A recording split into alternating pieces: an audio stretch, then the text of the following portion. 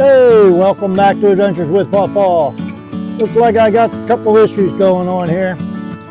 Went on a long road trip down south to Florida, Mississippi, Louisiana.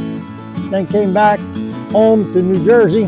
Got some new wheels put on right before that trip. Let me show you what I got going on here. Now there's my front axle wheel. Okay. Looks good, right? Here's my rear axle wheel. Check this out. Yeah, look at that. Wearing on the inside. I got threads. Look at that. I probably got 2,500 miles on them. Something's going on with that rear axle. I'm gonna take it over here to my local trailer place. They don't do work on campers, but they seem to think it might be a bent axle. I'm gonna have them, they said, bring it on over and they'll take a few measurements here and there. But let me show you what I did with a straight edge. Now, I got this 6-foot level here, and if I put right across the centers and I'm touching these two edges, this right here, I can stick my finger behind it and it's not touching this wheel either.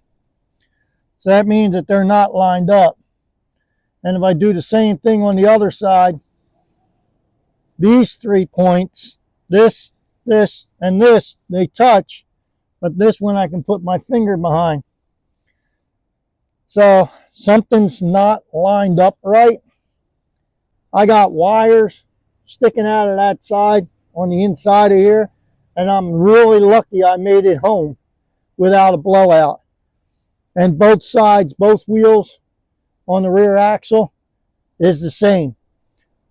I'm going to leave this wheel on and take it down to the trailer place so they can actually see what's going on. And I'm keeping my fingers crossed and praying that I make it there and home without a blowout. Let's go see what they got to say.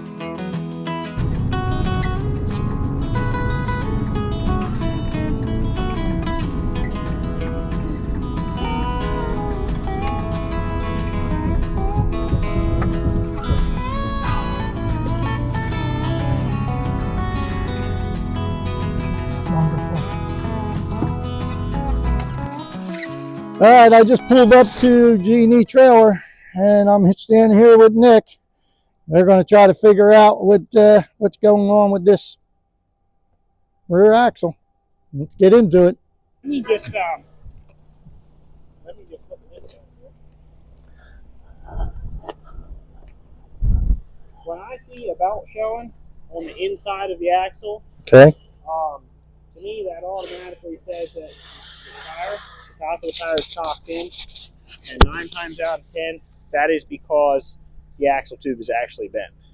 Okay, so it is a bent axle then. Yeah, I would say what we're seeing here is pretty typical of a bent axle. Okay. So I saw there's a good legible axle sticker. What I'm going to do is just roll under there, take a picture of that sticker, take that to my parts guy. He'll be able to just look that up, tell you exactly how much it's going to be. I cannot actually do the service work, Right. but we can definitely get you hooked up with any parts you need. Okay. What about springs? Let me see. Now, what I need to do do with springs, okay, I believe this thing is sitting too low, okay, because when I'm bouncing, if you look there under the body, okay, it's actually, it's hitting the wheels. Okay, and I think I need it to be raised up a little bit higher so it's not hitting the wheels, because the underbelly of this is being tore up. And I'd like to get a little more clearance. If you stick your hand underneath that wheel, you barely stick your hand between that wheel and the underbelly.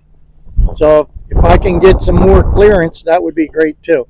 How long have you been running this rig? How old is it? It's a 2015. 15. Is it still running the original springs? Yes. Okay.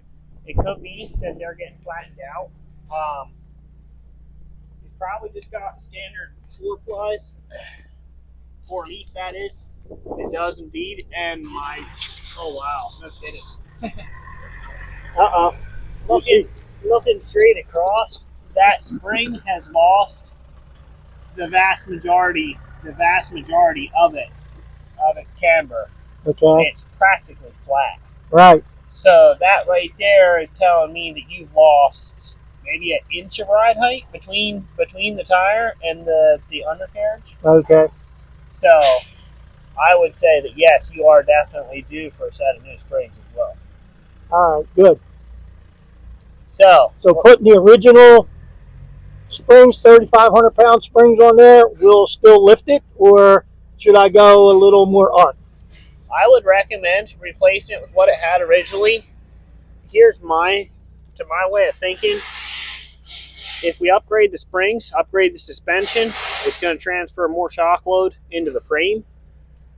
And so if we don't break the spring, maybe we'll transfer all that energy into the frame and end up breaking the frame before we break the spring.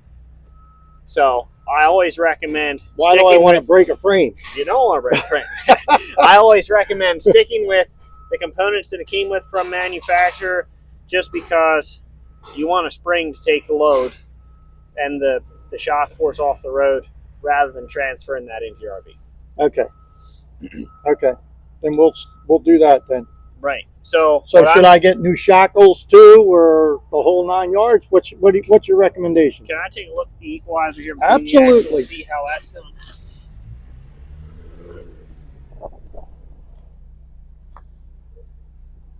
So this side doesn't look too bad. Okay. I want to check the other side. I offer as an upgrade a greasable shackle kit. Right. It comes with all new greasable suspension bolts and an extra thick shackle. It's definitely, I'm going to say it's probably twice as good as what it comes with originally from factory. I don't usually install that until after the original set wears out. This set, I'd say, still has some life left in it. But if you're looking for an upgrade or just peace of mind, you could consider going with that. I really don't mind this. This looks pretty good to me. Okay. I wouldn't, if it were mine, I'd probably keep running it. Okay. All right. So let me get a picture of that axle sticker, and I know what those springs are. Jameen will get you a quote on that axle, and the springs we probably have here. All right. Very good. Bolts comes with. So. Very good, sir. All right. Thank you. You bet. So that's that. Just what we confirmed. It's a bent axle, and hopefully that'll straighten it all out. And if not, I don't know what else to do, I guess. But first things first is we will change this axle out. We're going to get new axles and new springs all the way around. Apparently there's nothing wrong with my front axle. I was going to replace them both, but I'll ask Nick and we'll see. Maybe later on down the road. If it needs replacing, we'll replace that one. Well, I'm here inside of G&E trailer, Vineland, New Jersey. Great people. Let me tell you something. If you're in this area and you need some trailer parts, you got to come see these guys. They're very knowledgeable, courteous, and they'll definitely help you out. And right now, Nick is getting me a price from their parts guys on this axle. As soon as he comes out, I got no choice, but I'm going to order this thing. They don't do work on campers. They do work on utility trailers and so forth, not on campers. So I'll end up putting this axle in, and warmer weather comes, I'll be crawling under that. Stay tuned. Okay, we had to order the axle tube. The axle tube is going to take about 4 to 5 weeks. That's okay. It'll be warmer for me to crawl under there. And let me show you what else I'm getting here. I'm getting this shackle kit. It's greasable, heavy duty from Moride. No, Moride's not a sponsor, but they can call me. I'm replacing 4 new springs. I got an equalizer. Nick's out there measuring the right size for the equalizer, and 2 U-bolt kits. Camper's 10 years old. It's a 2015. I'm just going to replace everything under there. And like I said, if I needed a new axle on the front, which doesn't appear to be, and then Nick confirmed that also, I'll do that later. But right now, we're getting all the parts to replace everything underneath. And we got the 2 new equalizers. Yeah, which have brand new everything, has Teflon bushings in it. And this kit is greasable. Well, as you see, I made it back. I didn't get a blowout. I made it there, made it back, no issues. I got all my parts. I brought back my springs and shackles and whatever else they call that thing. But I got to wait 4 to 5 weeks for them to get my axle tube in. So what I'm going to do is I'm going to end up putting all these springs on, new leaf springs. This way when the axle comes in, it'll be ready. If you subscribe, you hit that subscribe. Scan this QR code right here, and that'll take you right to my channel. Takes you to my channel. Go ahead and hit that subscribe. I'm going to close this video out, and I'm going to do another video on the spring replacements. And then when the axle comes in, I'll do another video on replacing the axle. All right, well, that's a wrap for today. And hey, thanks for watching Adventures with Pawpaw, where every day is an adventure for me. All right, I'll see you on the next adventure.